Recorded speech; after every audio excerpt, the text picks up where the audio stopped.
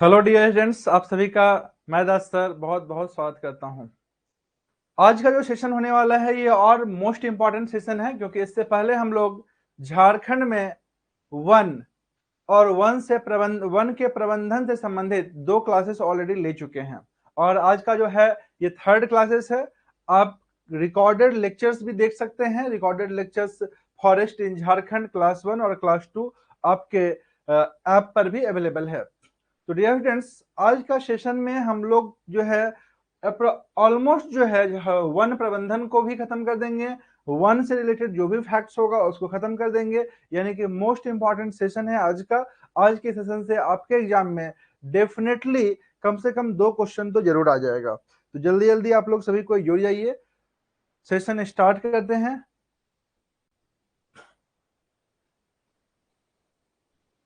चलिए dear students, start करते हैं आज का सेशन। झारखंड जीएस हमेशा से इंपॉर्टेंट रहा है झारखंड के विद्यार्थियों के लिए, और झारखंड जीएस पे वही स्टूडेंट्स कमांड बना पाते हैं जिनका कॉन्सेप्ट बन पाता है।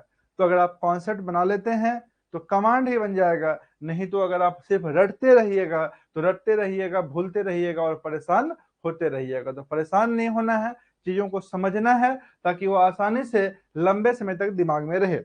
तो दोस्तों, जो इनिशियल क्लास था, इनिशियल क्लास में हम लोग क्या देखे थे, ध्यान से देखिए आप लोग।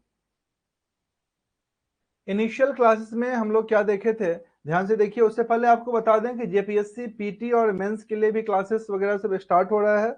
चाहे वो पेपर 1 झारखंड हो या फिर जो है पेपर 2 झारखंड हो या फिर जीएस हो, है ना। और मेंस के लिए ऑलरेडी आंसर राइटिंग प्रोग्राम चल रहा है ना। इसको भी आप लोग ध्यान में रखेंगे। अगर किन्हीं को कोई आप में से प्रिपरेशन करते हैं तो उसको जो है सो ये करेंगे, आप लोग रिकमेंड कीजिएगा। दोस्तों, झारखंड में जंगल प्रबंधन एवं वन्य जीव जंतु संरक्षण कार्य, ये जो टॉपिक था, इसका शुरुआत हम लोग किए थे कहां से? इसका शुरुआत हम लोग किए थे झारखंड में वन की स्थिति, भारतीय सर्वेक्षण रिपोर्ट 2019 से इस चैप्टर का शुरुआत किए थे। और आपको बता दें कि जो टॉपिक है ना, झारखंड में जंगल प्रबंधन एवं वन्य जीव जंतु संरक्षण कार्य, इससे 5 क्वेश्चन डायरेक्ट पूछा जाता है जेपीएससी एग्जाम में, 5 क्वेश्चन। तो आपके एग्जाम जो आपका जो जेएसएससी एग्जाम है, इसमें भी कम से कम 3 से 4 क्वेश्चन तो रहेगा ही रहेगा, क्योंकि बहुत बड़ा टॉपिक है और बहुत ही डिटेल में हम लोग देख रहे हैं, है ना। तो मान के चलिए 5 क्वेश्चन आएगा, तो ये हम लोग ऑलरेडी पढ़ चुके हैं, है ना। इसके बाद हम लोग 2019 का जो डेटा था वो सब पढ़ लिए हैं वन सर्वेक्षण का। उसके बाद हम लोग देखे थे कितने प्रकार के वन होते हैं, आप लोग देख सकते हैं, है ना। राज्य में वन के प्रकार के आधार पर, है ना, रक्षित वन, प्रोटेक्टेड वन, रिजर्व फॉरेस्ट, उसके बाद अनक्लासिफाइड फॉरेस्ट को हम लोग पढ़े थे।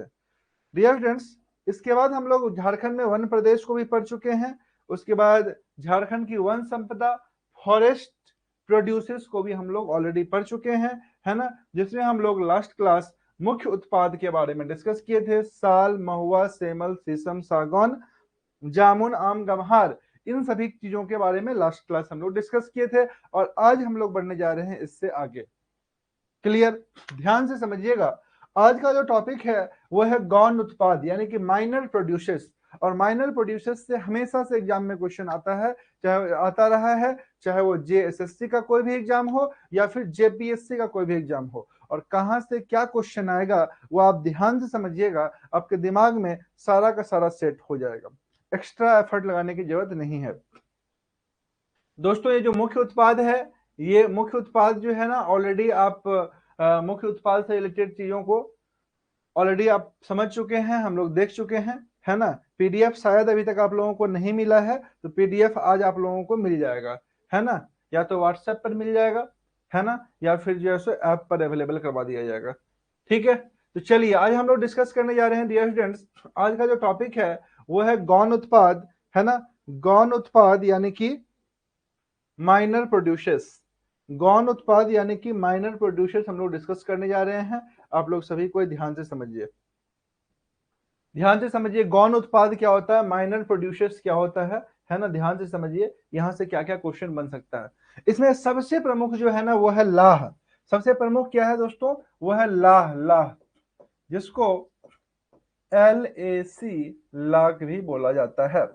दोस्तों देश के कुल लाह उत्पादन के 50% लाह का उत्पादन अकेले झारखंड में होने के कारण झारखंड का संपूर्ण देश में लाह के उत्पादन में प्रथम स्थान है। दो तरह का क्वेश्चन यहां से बन सकता है। एक तो आपसे पूछेगा कि देश में सर्वाधिक लाह का उत्पादन उत्पादन कहाँ होता है। तो अगर मान लीजिए पूछेगा किस राज्य में होता है तो आंसर हो जाएगा झारखंड। आपसे पूछेगा कि झारखंड में देश में कुल लाह का कितना प्रतिशत उत्पादन होता है, तो क्या आंसर कीजिएगा 50%। लाह के उत्पादन में झारखंड का आंसर क्या है, झारखंड का पोजीशन क्या है 1। झारखंड का पोजीशन क्या है 1। दोस्तों नेक्स्ट पॉइंट सबसे इंपॉर्टेंट है कि भारत विश्व में सर्वाधिक लाह का उत्पादन करता है। अगर वर्ल्ड वाइड बोले तो भारत का पोजीशन जो है वो पहला है। विश्व में सबसे ज्यादा लाह का उत्पादन कौन करता है, तो भारत करता है। अब भारत में सबसे ज्यादा लाह का उत्पादन कहाँ होता है, तो झारखंड में होता है। इसका मतलब ये हुआ कि झारखंड विश्व में सबसे ज्यादा लाह का उत्पादन करने वाला स्थान है। समझ गए ना, झारखंड विश्व में सबसे ज्यादा लाह का उत्पादन करने वाला क्या है, स्थान है। याद रखिएगा दोस्तों। अब हम लोग समझते हैं लाह उत्पादन हेतु आवश्यक भौगोलिक दशाएं। लाह उत्पादन के लिए किस तरह का जलवायु चाहिए, इस पे हम लोग बात कर रहे हैं। किस प्रकार की भूमि चाहिए, तो दोस्तों जो ऊंचाई होना चाहिए भूमि का वो समुद्र तल से 350 मीटर अधिक ऊंचा भूभाग होना चाहिए।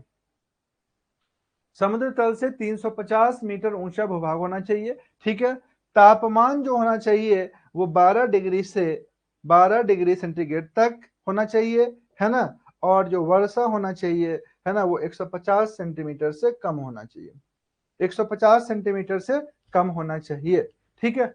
अब आपसे क्वेश्चन पूछेगा निम्नलिखित में से कौन सी अवस्था लाह के उत्पादन के लिए अनुकूल नहीं है।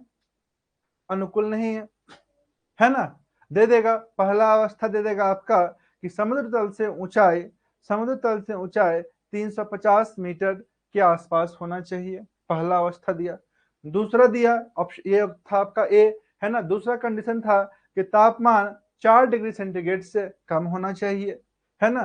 तीसरा आपको दे दिया है कि इसका जो इस क्षेत्र में लाह उत्पादन वाले क्षेत्र में वार्षिक वर्षा 150 सेंटीमीटर से कम होनी चाहिए। तो क्या आंसर कीजिएगा बताइए। इसका आंसर आ जाएगा कि 1 और 3 सही है और 2 जो है कथन गलत है। तो इस टाइप से आपको थ्योरेटिकल से इसी टाइप से क्वेश्चन बना करके पूछा जाता है, जिसमें अक्सर स्टूडेंट क्या करते हैं, फंस जाते हैं।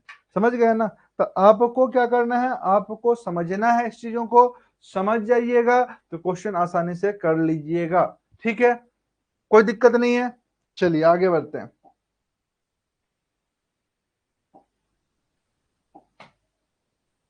आगे देखिए लाह का किस्म क्या क्या होता है।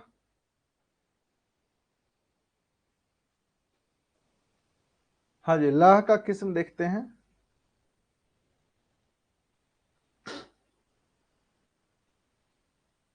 चलिए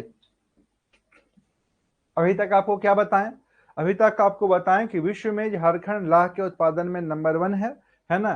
भारत का पोजीशन पूछा जाए तो वो भी नंबर 1 है। भारत में किस राज्य में सर्वाधिक लाह का उत्पादन होता है, तो आ जाएगा झारखंड, है ना। और झारखंड का पोजीशन अगर पूछा जाएगा कितना % उत्पादन होता है, तो 50%। समझ गए। लाह का उत्पादन के लिए जो किस प्रकार की जलवायु चाहिए, तो यहाँ जो भूमि होना चाहिए वो 350 मीटर ऊंचा होना चाहिए। तापमान 12 डिग्री सेंटीग्रेड से ऊपर होना चाहिए, है ना। और उसके बाद जो है आपका जो वर्षा है वो वर्षा कितना होना चाहिए डियर स्टूडेंट्स, तो वर्षा 150 सेंटीमीटर से ज्यादा नहीं होना चाहिए, कम होना चाहिए। समझ गए ना। चलिए अब हम लोग आगे बढ़ते हैं। किसी को कोई डाउट यहां तक नहीं है ना, कोई डाउट नहीं है। चलिए देखिए डियर स्टूडेंट्स लाह के किस्म क्या क्या हैं।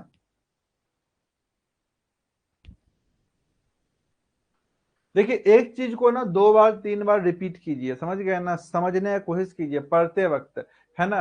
रिपीटिशन बहुत जरूरी है। एक थ्योरी है reiterate to repeat, reiterate to remember, है ना, रिमेंबर, रिटरेट टू रिमेंबर।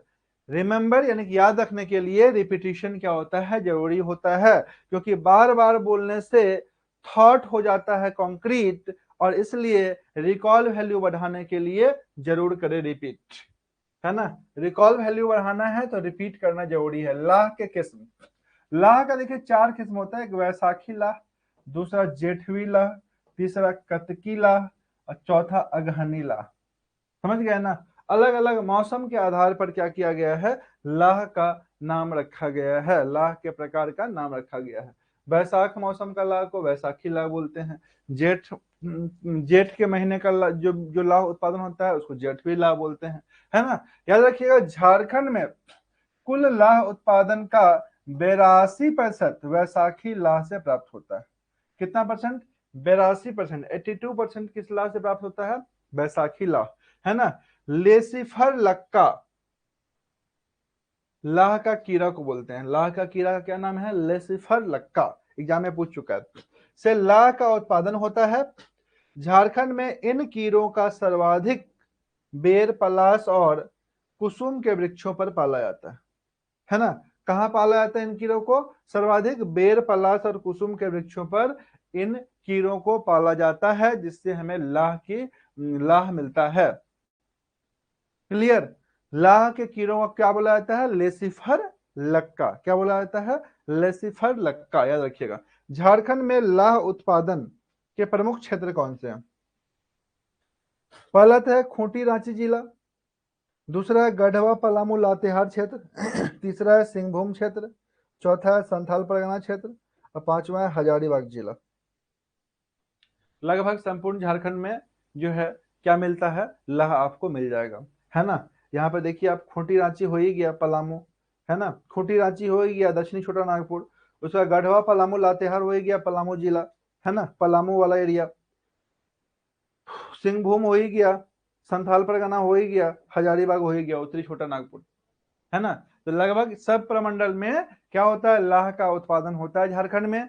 समझ गए, यहां तक कोई समस्या नहीं है। ध्यान रखिएगा, लेसिफर लक्का क्या है, लाह का लेसिफर लक्का से हम लोग क्या करते हैं, लाह का उत्पादन करते हैं। और लाह का उत्पादन जो है किस प्रकार के पेड़ पर इन कीड़ों को पाला जाता है, तो बेर, पलाश और कुसुम के पेड़ों पर। झारखंड में सर्वाधिक किस प्रकार का लाह का उत्पादन होता है, तो याद रखिएगा बैसाखी लाह, है ना। कितना परसेंट, तो 88% जो है, सॉरी 82% जो है, तो लाह जो है आपको किस प्रकार का मिलता है, तो बैसाखी। अब देखिए एक और क्वेश्चन यहां से बनता है, लाह से संबंधित अगर क्वेश्चन आएगा तो, है ना, वो क्या है कि लाह से संबंधित शोध कार्य के लिए भारतीय कृषि अनुसंधान परिषद के अंतर्गत झारखंड के नामकोम रांची में वर्ष 1924 में, वर्ष 1924 ईस्वी में भारतीय लाह शोध, भारतीय लाह शोध अनुसंधान केंद्र, अनुसंधान केंद्र की स्थापना की गई थी, है ना। तो आपसे कहां पूछ रहा है, कहां पर किया गया है, तो नामकोम में किया गया है, ठीक है ना। ये क्वेश्चन पूछ सकता है कि भारतीय लाह शोध अनुसंधान केंद्र की स्थापना झारखंड में कहां पर स्थित है, या कब की गई है स्थापना, तो स्थापना 1924 में किया गया था, और स्थापना 1924 में किया गया था, और कहाँ किया गया था, तो रांची के नामकोम में किया गया था, रांची के नामकोम में किया गया था। यानी कि अगर आपसे पूछेगा क्या चीज की भारतीय लाह अनुसंधान केंद्र कहां पर है, तो याद रखिएगा नामकुम में है, कहां पर है, नामकुम में है, याद रहेगा। तो दोस्तों अगर आप इतना फैक्ट याद रख लेते हैं तो लाह से संबंधित आपका कोई भी क्वेश्चन एग्जाम में बाहर नहीं आएगा। इससे ये अल्टीमेट है, इतना काम कीजिए। उसके अलावा जो सेट बनवा रहे हैं वो सेट आप बनाते रहिए, एग्जाम में क्वेश्चन आपका बिल्कुल मिस नहीं होगा, है ना। अल्टीमेट आपको जेपीएससी लेवल तक का करवा रहे हैं, ठीक है। तो यहां तक बताइए, किसी को कोई डाउट है, कोई प्रॉब्लम है, बताइए। एक बार मैसेज कीजिए आप लोग, कौन कौन अभी वॉच कर रहे हैं, पूजा, धनंजय, प्रियांशु, सुमित, कोई प्रॉब्लम है आप लोगों को, समझ में आ रहा है चीजों को,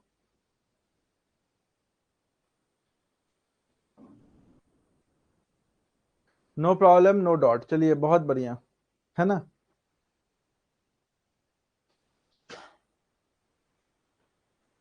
नो एनी डाउट सर। देखिए झारखंड क्या है ना, झारखंड जो है ये थियोरेटिकल सब्जेक्ट, समझ गए ना। इसको हम खुद कोशिश करते हैं कि आपको इतना बढ़िया से एक चीज को बता दें कि आपके पास क्वेश्चन पूछने के लिए नहीं रहे, और सामान्यतः नहीं भी रहता है। समझ गए ना। चाहे आप जीएस वाला पोर्शन में पूछिए, पढ़िए, या फिर झारखंड वाला पोर्शन में पढ़िए, एक एक चीज को कवर करने का कोशिश करते हैं। और इनफैक्ट जो आपका डॉट, जो सामने से डॉट आ सकता है, उस चीज को भी कवर करने का कोशिश करते हैं।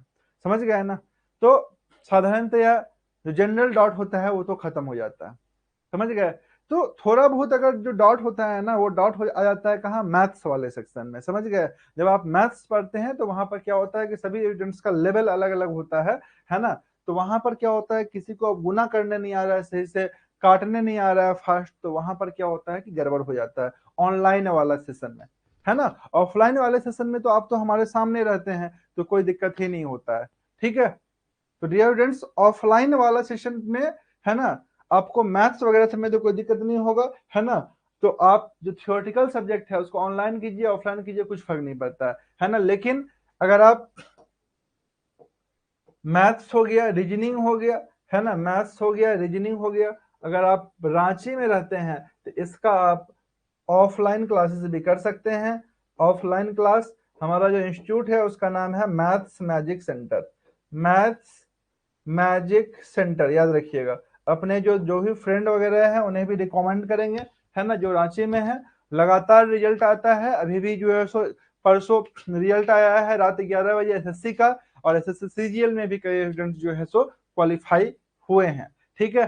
तो एकदम लगे रहिए, आप लोगों का भी सिलेक्शन इस बार होना चाहिए। चलिए आगे बढ़ते हैं। मैथ्स मैजिक सेंटर रांची में है, याद रखिएगा। चलिए नेक्स्ट गौण उत्पाद में आता है केंदु पत्ता।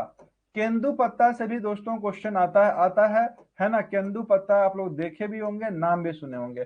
केंदु पत्ता झारखंड का एक प्रमुख गौण उत्पाद होने के साथ साथ राज्य के राजस्व का एक महत्वपूर्ण स्रोत है। राजस्व का पैसा मिलता है केंदु पत्ता से। बोलेगा पैसा तो राह से, ला से भी मिलता है, तो ला से तो डेफिनेटली मिलता है। ये क्या एक प्रकार का पत्ता है ना। पत्ता से पैसा कैसे मिलता है भाई, किस क्या विशेषता है इसका। याद रखिए, केंदु पत्ता से बीड़ी बनाया जाता है। क्या बनाया जाता है, बीड़ी एवं तंबाकू के मिश्रणों का निर्माण होता है। समझ गए ना। तंबाकू का मिश्रण जो बनता है उसमें भी केंदु पत्ता का यूज होता है ना। और इसी पत्ता से क्या बनाया जाता है, बीड़ी बनाया जाता है। बीड़ी बनाया जाता है ना। इसका उत्पादन मुख्यतः पलामू, गढ़वा, सिंहभूम, गिरिडीह, हजारीबाग, है ना, जिलों में होता है। ठीक है। पलामू, गढ़वा हो गया, सिंहभूम हो गया, गिरिडीह, हजारीबाग जिला में होता है। ठीक है। देखिए यहाँ पर ना कोई फिक्स नहीं है ना कि यहीं पर खाली उत्पादन होता है ना। मान लीजिए होता है खाली हजारीबाग में उत्पादन होता है तो वो इंपॉर्टेंट हो जाता है, वो पूछता। लेकिन जहां पर आ गया ढेर सारा जिला, तो वो फिर इंपॉर्टेंट नहीं रह जाता है। आपसे कभी नहीं पूछेगा कि निम्नलिखित में से किस जिला में केंदु पत्ता का उत्पादन होता है, ये एग्जाम में नहीं पूछेगा। समझ गए ना। लेकिन आपसे एग्जाम में क्या पूछेगा, केंदु पत्ता का उत्पादन, है ना, निम्नलिखित से संबंधित है। पहला दे देगा, यह झारखंड सरकार के राजस्व का एक प्रमुख स्रोत है ना।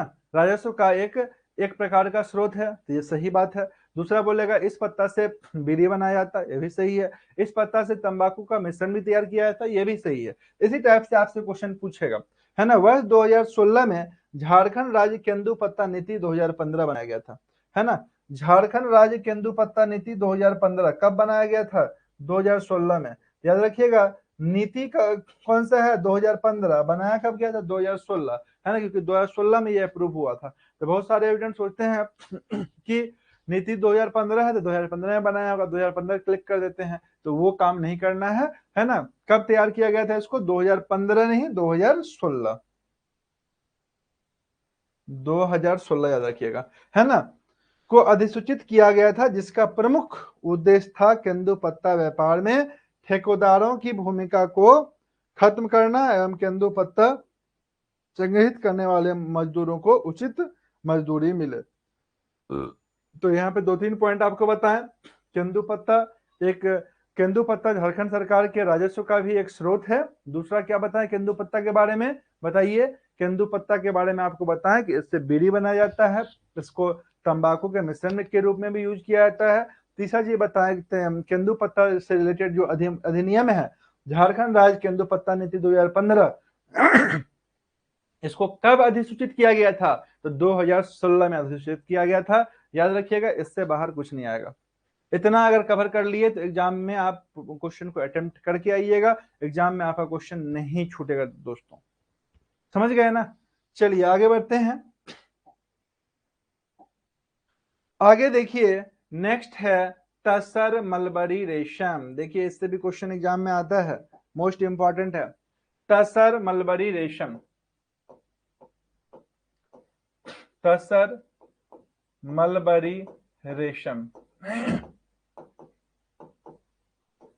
है ना, तसर मलबरी सिल्क। तसर उत्पादन की दृष्टि से झारखंड का देश में प्रथम स्थान है। ये प्रथम स्थान के कारण ही जो है ये इंपॉर्टेंट हो जाता है। प्रथम स्थान है, समझ गए ना? तसर में भारत के कुल तसर उत्पादन का 60% झारखंड में उत्पादित होता है। रेशम के उत्पादन में साल, अर्जुन, आसन, सहतूत वृक्षों की आवश्यकता होती है। रेशम पर आधारित उत्पादों के विकास के लिए झारखंड सरकार ने 2006 ईस्वी में झारक्राफ्ट का स्थापना किया था। समझ गए ना? आपसे कल या परसों का टेस्ट में ये पूछे थे झारक्राफ्ट का स्थापना कब हुआ था। समझ गए? 2006। देखिए फैक्ट सब क्या होता है ना, जो आपको थ्योरी पढ़ा रहे हैं तो थ्योरी से कनेक्ट कर करके आप आसानी से चीजों को याद कर सकते हैं कि भाई झारक्राफ्ट का तो नाम आप सुन लिए, लेकिन झारक्राफ्ट का स्थापना कब हुआ, क्यों हुआ, ये आपको पता नहीं है ना? तो आप रट लिए झारक्राफ्ट का स्थापना 2006 में हुआ, 2006 में हुआ, रट लिए भूल गया, क्योंकि उसका पता नहीं है उसका क्या इंपॉर्टेंस है, क्यों इसको स्थापित किया गया। समझ गए ना? तो थ्योरी पढ़ने से यही चीज फायदा होता है कि सब कुछ कनेक्ट होते चले जाता है, जो भी नाम आता है वो कनेक्ट होता है, कनेक्ट होता है तो लंबे समय तक याद रहेगा आपको।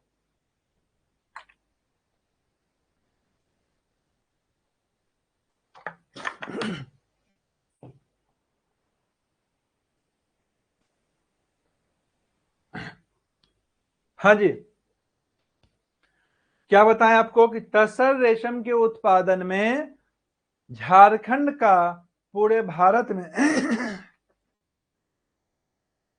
झारखंड का संपूर्ण भारत में पहला स्थान है, क्योंकि 60%, 60% लाह का उत्पादन कहाँ किया जाता है? झारखंड में होता है। समझ गए ना?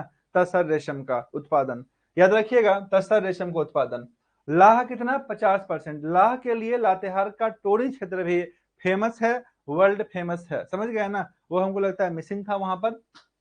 लाह उत्पादन को बढ़ावा देने के लिए, सॉरी लाह ने रेशम, रेशम उत्पादन को बढ़ावा देने के लिए, उसके विकास के लिए 2006 में किसका स्थापना किया गया था? झारक्राफ्ट का स्थापना किया गया था डियर स्टूडेंट्स। झारक्राफ्ट, झारक्राफ्ट का आप लोग फुल फॉर्म याद रखेंगे, लुक एट बोर्ड। झारक्राफ्ट का फुल फॉर्म याद रखिएगा, झारक्राफ्ट, JHAR, है ना, JHAR, झारक्राफ्ट, CRAFT, है ना। क्या चीज है? देखिए, Jharkhand silk textile and handicraft development corporation, ये एग्जाम में दोस्तों आ चुका है, आप इसे जरूर से याद रखिएगा। ऐसा कुछ कीजिए कि आपको ऑप्शन देखने पर क्या हो जाए? क्लिक हो जाए। तो इसके लिए कुछ करने की आवश्यकता नहीं है, बस 2-3 बार आपको पढ़ लेना है। 2 से 3 बार पढ़ लीजिएगा, दिमाग में रहेगा। झारखंड किससे रिलेटेड है भाई? तो सिल्क से रिलेटेड है। सिल्क मतलब textile industry. Jharkhand silk textile and handicraft development corporation, development corporation, है ना। झारखंड, एक बार फिर से बोल देना आपको, Jharkhand silk textile and handicraft development corporation, Jharkhand silk textile and handicraft development corporation, याद रहेगा। एक बार फिर सुन लीजिए, Jharkhand silk textile and handicraft development corporation, याद रहेगा, है ना। 2-3 बार पढ़ लीजिएगा, ऑप्शंस तो रहेगा ना, फुल फॉर्म पूछ रहे हैं तो ऑप्शंस रहेगा अपने पास, ऑप्शन देख करके आंसर कर लेंगे। समझ गए ना? लेकिन ऑप्शन में आप तभी कंफ्यूज नहीं कर पाइए, नहीं होइएगा, जब आप क्या कीजिएगा? उसको याद कीजिएगा। याद करने का सबसे अच्छा तरीका क्या बताएं? रिटरेट टू रिमेंबर, है ना। रिपीटिशन इज वेरी इंपॉर्टेंट, क्योंकि बार बार बोलने से क्या होता है? थॉट हो जाता है कंक्रीट, आपका थॉट जो है ना वो कंक्रीट हो जाता है। इसलिए रिकॉल वैल्यू बढ़ाने के लिए जरूर करें रिपीट, है ना। थॉट को कंक्रीट करना है तो थॉट को कंक्रीट करना है, रिकॉल वैल्यू को बढ़ाना है, तो आपको क्या करना चाहिए, रिपीट करना चाहिए चीजों को। चलिए आगे बढ़ते हैं। तसर रेशम के उत्पादन में वृद्धि एवं अनुसंधान करने के उद्देश्य से भारत सरकार ने रांची के नगरी में तसर अनुसंधान केंद्र का स्थापना किया, है ना। तसर अनुसंधान केंद्र का स्थापना किया। दोस्तों ये भी क्वेश्चन पूछ सकता है तसर अनुसंधान केंद्र कहां पर है, तो नगरी ब्लॉक में है ना। सिल्क के सूत प्राप्त करने के लिए झारखंड में कोकून की खेती की जाती है ना, ये याद रखिएगा, है ना। जो सिल्क होता है, सिल्क का जो सूता होता है ना, कोई भी जो कपड़ा बनता है सूत से बनता है ना। तो सिल्क का जो सूत होता है वो कहां से प्राप्त किया जाता है, तो कोकून से प्राप्त किया जाता है, कोकून का खेती की जाती है ना। कोकून की खेती वर्ष में कितना बार होता है, 2 बार होता है। पहली बार मई जून से अगस्त सितंबर तक, और दूसरी बार सितंबर अक्टूबर से लेकर के नवंबर दिसंबर तक की जाती है। झारखंड भारत का सबसे बड़ा तसर एवं कोकून उत्पादक राज्य है। ठीक है, झारखंड जो है भारत का सबसे बड़ा तसर और कोकून उत्पादक राज्य है, याद रखिएगा, है ना।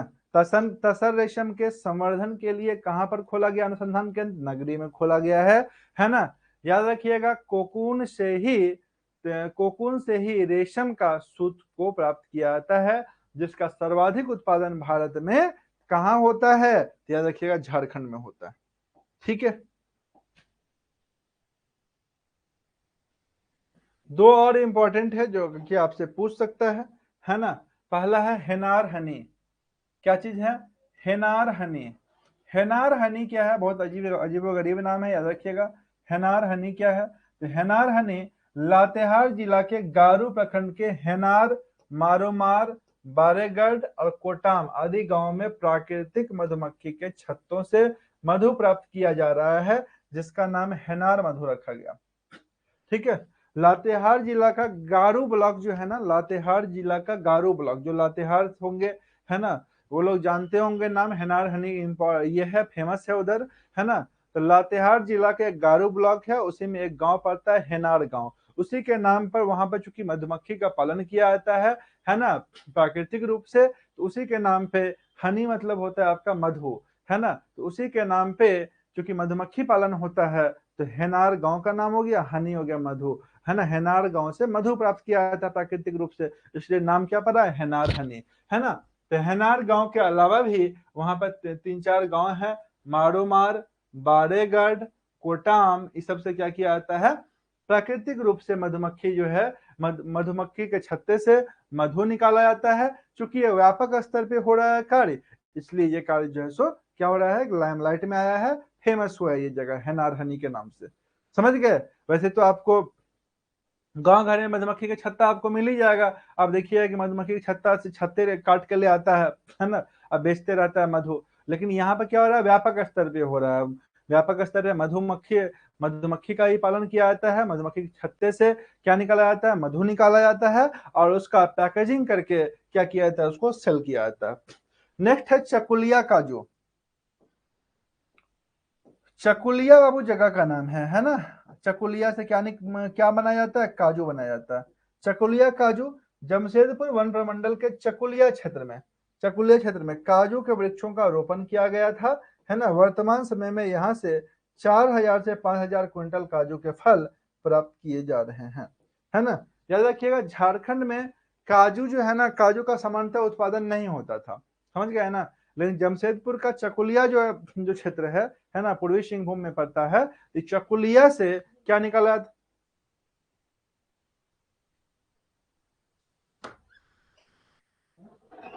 चकुलिया से क्या किया जाता था, काजू का उत्पादन किया जाता है ना।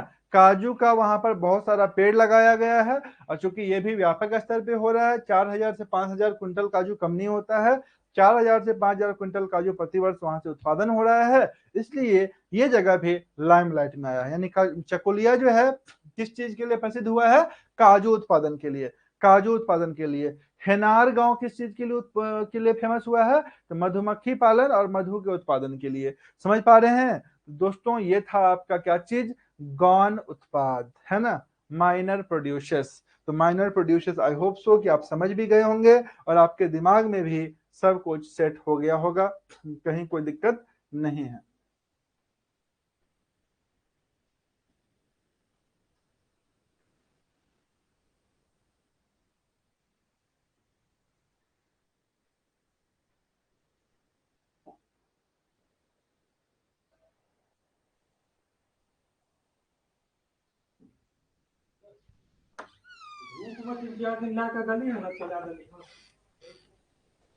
हाँ जी, अब हम लोग आगे बढ़ते हैं, ध्यान से समझिएगा। नेक्स्ट टॉपिक है आज का, वो टॉपिक क्या है, वन नीति यानी कि फॉरेस्ट पॉलिसी। वन नीति यानी कि फॉरेस्ट पॉलिसी, वन नीति यानी कि फॉरेस्ट पॉलिसी, ठीक है, फॉरेस्ट पॉलिसी। दोस्तों आप लोग अपने स्टूडेंट्स लोगों को भी जरूर से, अपने जो दोस्त हैं, फ्रेंड्स हैं, आपके आसपास जो रहते हैं, उन लोगों को भी जरूर से रिकमेंड कीजिएगा, दास सर लर्निंग ऐप के बारे में जरूर से बताइएगा। ये आप लोगों से काइंडली रिक्वेस्ट है ना, ताकि और सब स्टूडेंट को भी जानकारी मिल सके। हमारे ऐप चैनल्स के बारे में बहुत सारे स्टूडेंट जो जुड़ते हैं, उन्हें पहली बार पता होता है और वो पहली बार में ही ज्वाइन करते हैं। समझ गए, ऐसा नहीं है कि 2 साल से देखते आ रहे हैं और अभी ज्वाइन किए हैं, लगभग नए स्टूडेंट्स ही रहते हैं। आप लोगों को ये बात पता है, तो आप लोग भी काइंडली अपने आसपास के स्टूडेंट को, है ना, कम से कम रिकमेंड कीजिए, शेयर कीजिए, उन्हें बताइए कि भाई ये भी एक चैनल है, आप यहाँ पे विजिट कीजिए, देखिए, अच्छा लग रहा है तो आप ज्वाइन कीजिए, है ना। दोस्तों तसर क्या है, तसर रेशम है, तसर रेशम है ना।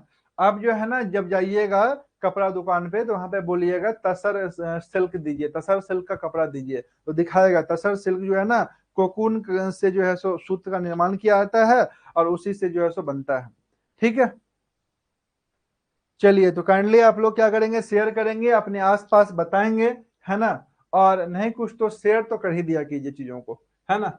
चलिए, वन नीति फॉरेस्ट पॉलिसी को देखते हैं, बहुत ही सिलसिलेवार क्रमिक रूप से आगे बढ़ रहे हैं, समझ गए ना। और ये सब का सब फैक्ट आपको एक ही किताब में भी नहीं मिलेगा, एक किताब में आप सोचिएगा कि सब का सब मिल जाए, 4 5 6 7 अलग अलग किताबों का क्या है, कॉम्बिनेशन है ना, जिससे आपको जबरदस्त तरीके से फायदा होगा। चलिए आगे बढ़ते हैं।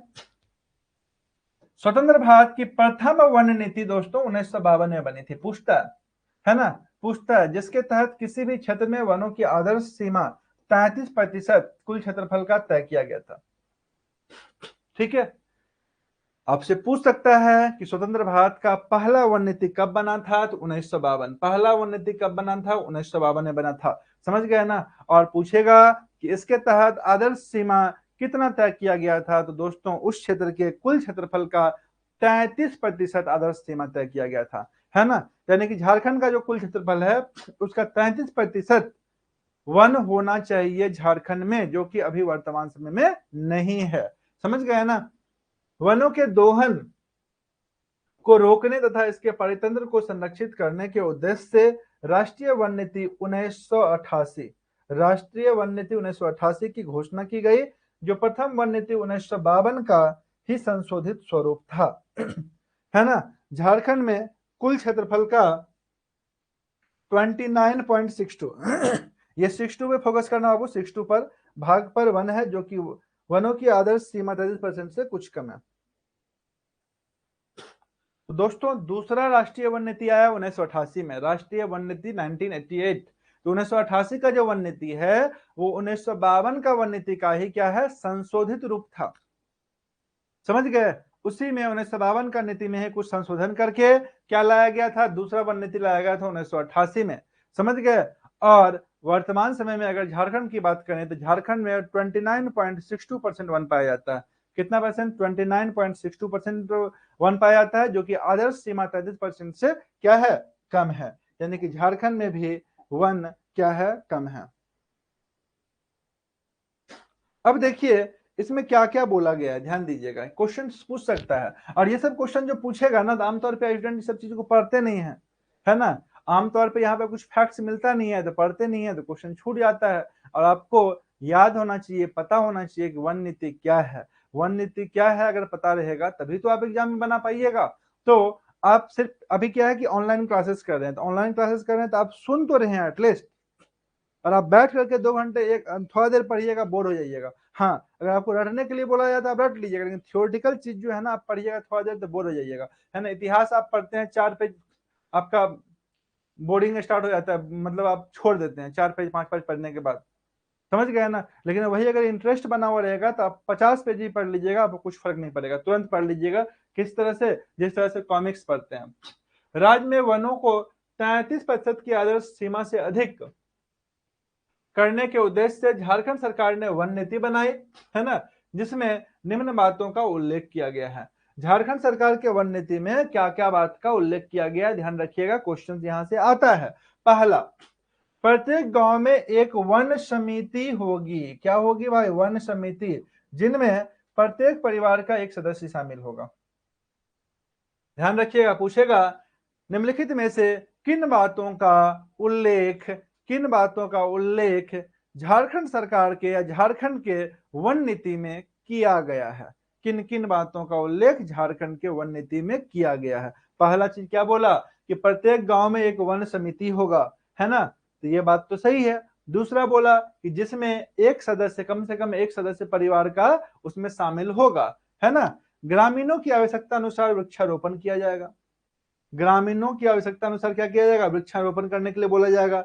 वनोत्पाद को सरकारी एजेंसियों के हाथों में बेचकर धन प्राप्त किया जाएगा। ध्यान रखिएगा इसको।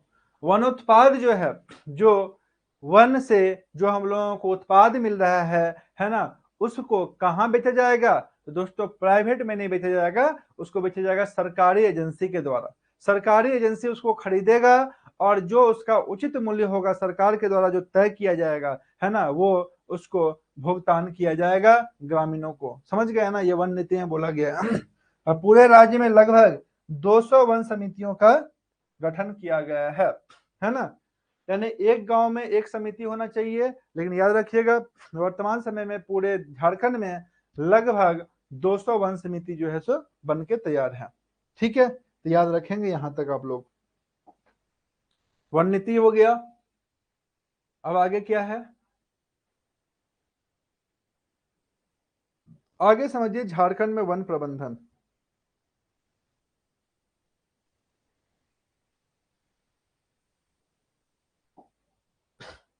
झारखंड में वन प्रबंधन, है ना, ये अलग टॉपिक है।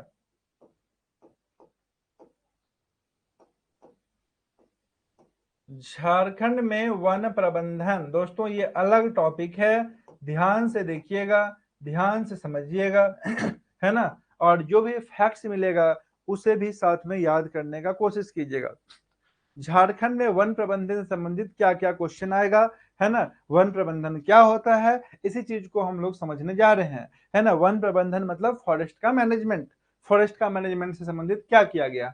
याद रखिएगा सन 1882-85 में JF हैबिट, इसका नाम याद रखिएगा, JF हैबिट, बहुत इंपॉर्टेंट नाम है। JF हैबिट द्वारा झारखंड में वन प्रबंधन का सर्वप्रथम प्रयास किया गया था। बहुत इंपॉर्टेंट है ना। JF हैबिट के द्वारा झारखंड में पहली बार वन प्रबंधन का, फॉरेस्ट मैनेजमेंट का क्या काम स्टार्ट किया गया था, याद रखिएगा। कब? 1800, कब किया गया था दोस्तों? 1882 से 85 के दौरान। किसके द्वारा? JF हैबिट के द्वारा। ठीक है, इसी हैबिट रिपोर्ट के आधार पर 1909 ईस्वी में वनों की सुरक्षा के लिए बंगाल सरकार के द्वारा एक समिति गठित की गई थी। ठीक है, ये रिपोर्ट कब पेश किया गया था दोस्तों? ये रिपोर्ट जो है 1909 ईस्वी में, है ना। इसी रिपोर्ट के आधार पर क्या किया गया था? बंगाल सरकार जो है एक समिति गठित किया था, है ना। झारखंड में वनों के उचित प्रबंधन के लिए 31 प्रादेशिक प्रमंडल, 10 सामाजिक वानिकी प्रमंडल और 4 विश्व खाद्य कार्यक्रम प्रमंडल का गठन किया गया है। झारखंड राज्य में वनों का समुचित प्रबंधन के लिए उद्देश्य से वर्ष 2001 ईस्वी में संयुक्त वन प्रबंधन संकल्प का प्रतिपादन किया गया है। यहाँ पे 2-3 पॉइंट्स आपसे पूछ सकता है। पहला पॉइंट तो आप याद रखेंगे पहला पॉइंट आप क्या याद रखेंगे, याद रखिएगा झारखंड में 81-82 में, झारखंड में 81-82 में जेएफ हैबिट के द्वारा क्या किया गया था, पहली बार वन प्रबंधन का प्रयास किया गया था, है ना।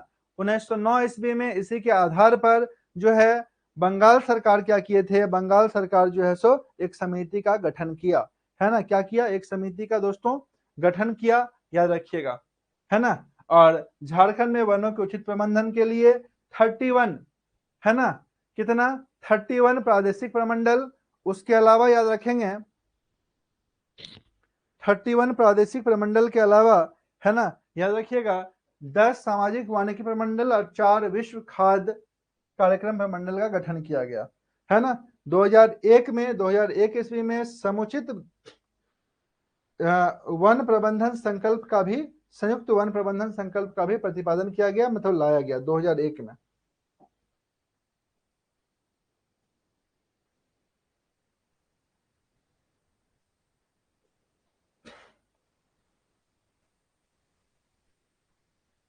हाँ जी, देखिएगा आगे।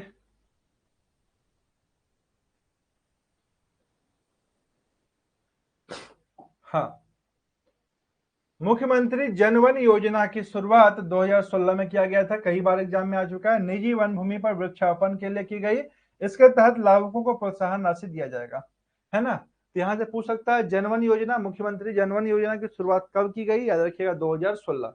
झारखंड सरकार के द्वारा 2015 ईस्वी में इको टूरिज्म नीति 2015 को लागू किया गया, ये भी बहुत इंपॉर्टेंट है, एग्जाम में आने वाला क्वेश्चन है।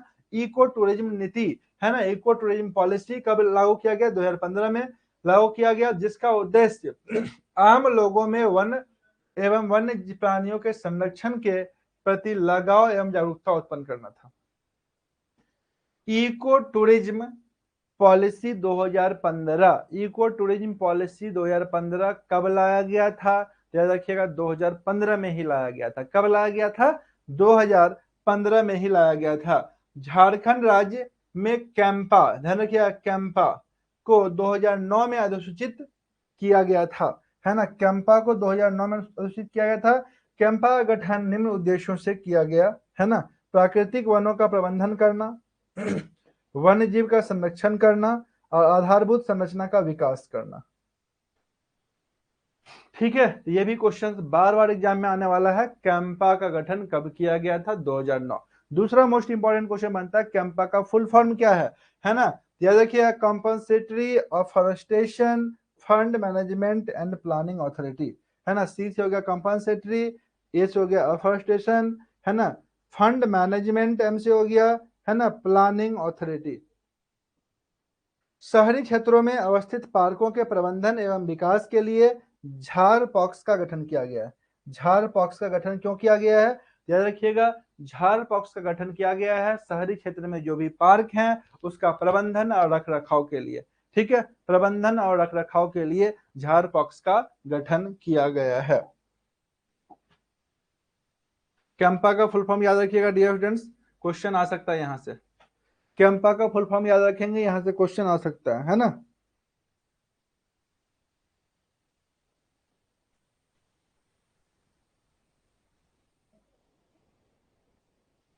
यहां तक कोई समस्या नहीं है आप लोगों को।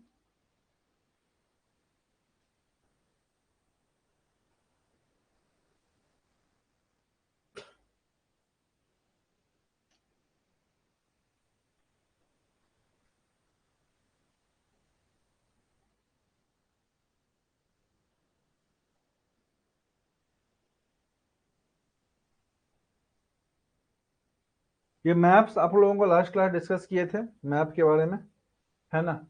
मैप आप लोगों को लास्ट क्लास डिस्कस कर ही दिए थे। कहाँ कौन सा अभ्यारण्य है ये भी बताए थे आप लोगों को, है ना। कहाँ कौन सा अभ्यारण्य है, उधवा झील कहाँ पे है, उधवा अभ्यारण्य, उधवा पक्षी अभ्यारण्य साहेबगंज। पारसनाथ अभ्यारण्य कहाँ पे है, गिरिडीह, पारसनाथ गिरिडीह। ये सब काम ना आप आज ही कर लीजिएगा, ये याद करने वाला कुछ काम दे रहे हैं, इसको आज ही कर लीजिएगा ताकि नेक्स्ट क्लास जब इसके बारे में और विस्तार से बताएं तो और फैक्ट आ जाएगा, समझ गए ना। फैक्ट्स और आ जाएगा ढेर सारा। तो फैक्ट्स जो है ना, चूंकि ये सब फैक्ट्स फैक्चुअल चीज है, तो आपको क्या करना पड़ेगा, आज का काम आज ही करना पड़ेगा, याद करना पड़ेगा। आप लोग याद वगैरह कर रहे हैं या फिर छोड़ रहे हैं, लिख रहे हैं कि नहीं लिख रहे हैं, ये बताइए। नोट्स बना रहे हैं? नोट्स अगर बना रहे होंगे तो ऑटोमेटिकली याद हो जाएगा। पहले वाला नोट्स सब बना रहे हैं कि नहीं बना रहे हैं? तो चाची अभयारण्य कहाँ पे है? धनबाद में है। हजारीबाग अभयारण्य हजारीबाग में है ना? पूर्वी सिंहभूम दलमा, समझ गए ना? लवालौंग कहाँ है? चतरा, बार बार एग्जाम में पूछे आने वाला है। महुआ टार कहाँ है? महुआ टार, महुआ टार लातेहार में होगा। पलामू लातेहार, पालकोट गुमला, देखिए सब बार बार पूछे जाने वाला है, समझ गए ना? गौतम बुद्ध अभयारण्य कोडरमा, है ना? कोडरमा अभयारण्य भी कोडरमा में ही है, थोड़ा सा गड़बड़ लग रहा है, समझ गए? तो ये कुछ अभयारण्य का नाम है, इसे भी आप लोग क्या कीजिएगा, आज ही याद कर लीजिएगा। ठीक है दोस्तों, तो आज का सेशन हम लोग यहीं पे समाप्त करेंगे। एक और क्लास लगेगा झारखंड में वन नीति और वन प्रबंधन को खत्म करने में, है ना? अगले क्लास में हम लोग यहाँ पर जो भी अभयारण्य है, नेशनल पार्क है ना, इस सबका आप नाम याद रखेंगे, साथ में जिला याद कर लेंगे, है ना, ताकि इसके बारे में और डिटेल पे हम लोग जा सकें। तो आप लोग इसको याद कर लीजिएगा आज, है ना? कौन अभयारण्य कहाँ पर है, इसे आप लोग याद करेंगे। अगले क्लास में हम लोग टोटल अभयारण्य के बारे में पढ़ लेंगे, जितने भी पार्क हैं उसके बारे में पढ़ लेंगे, साथ में जो वन से संबंधित जो भी योजना चलाया जा रहा है उसके बारे में पढ़ लेंगे। एक साथ कंप्लीट जो है ना, आपको बहुत कुछ मिल जाएगा, बहुत कुछ काम का कनेक्टेड जो चीजें हैं वो सब समझ में आ जाएगा, समझ गए? तो बहुत ही इंटरेस्टिंग वे में सब कुछ आसानी से याद भी हो जाएगा। चलिए, नोट्स रेडी है सर? बहुत बढ़िया, प्रियांशु बोल रहा है नोट्स बना रहे हैं। चलिए बहुत अच्छा, नोट्स बनाते रहिए। नोट्स बनाइएगा ना तो क्या होगा कि आज का नोट्स आप आज ही बना लीजिएगा, तो फायदा यही होगा कि आपको याद हो जाएगा चीजें, है ना, क्योंकि अभी आपको समझा दिए हैं, है ना?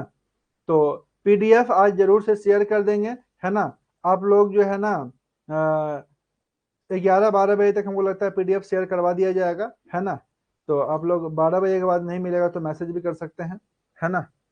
चलिए, तो चलिए दोस्तों, मिलते हैं नेक्स्ट सेशन में। Thank you all of you for attending this session and आप लोग सभी को एक काइंडली लाइक और शेयर कीजिए, थोड़ा सा एप्लीकेशंस को भी शेयर कीजिए, उसके बारे में भी बताइए सभी को। चलिए, thank you all of you.